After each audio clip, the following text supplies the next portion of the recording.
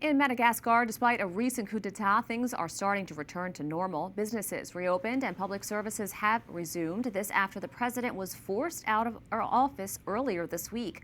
On Tuesday, the country's military announced the presidency will be assumed collectively by officers. It's the latest in a series of protests that have broken out across the continent. Father Don Bosco, editor-in-chief of ACI Africa, joins us now. Thank you so much for your time.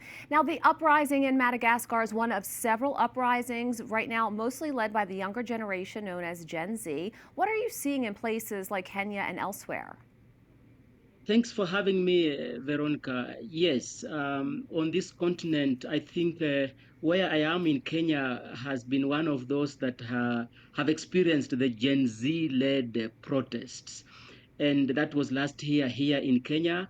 And now the late one is in Madagascar, where young people call government to, they call the power to they call the government to address the challenges the country is facing.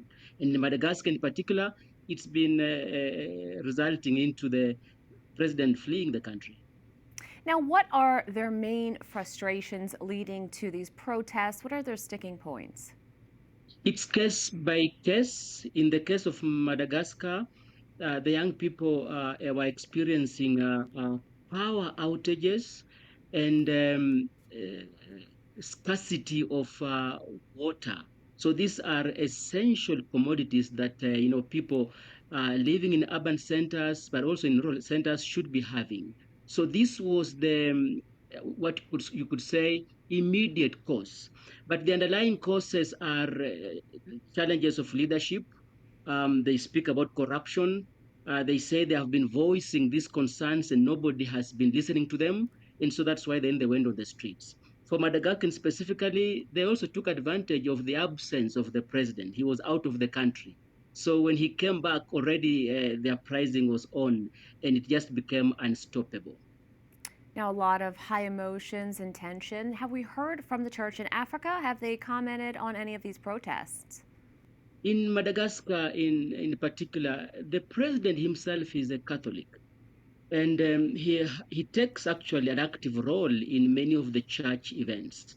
A couple of years ago, he even was at the Vatican visiting the Pope, then Pope Francis. The church has been very active in advising the government. Specifically, as a Catholic church, they are also called upon to give advice, but also as part of the Council of Christian Churches in Madagascar, FFKM. And so they were calling the protesters to dialogue. They were advocating for a sit down, especially when the protests turned violent and there were deaths. So the interventions have been for dialogue, but also they have voiced concerns about the challenges of corruption and services that were not being provided for the people of God in the country. Father Don Bosco, editor-in-chief of ACI Africa, thank you so much. Thanks for having me, and God bless.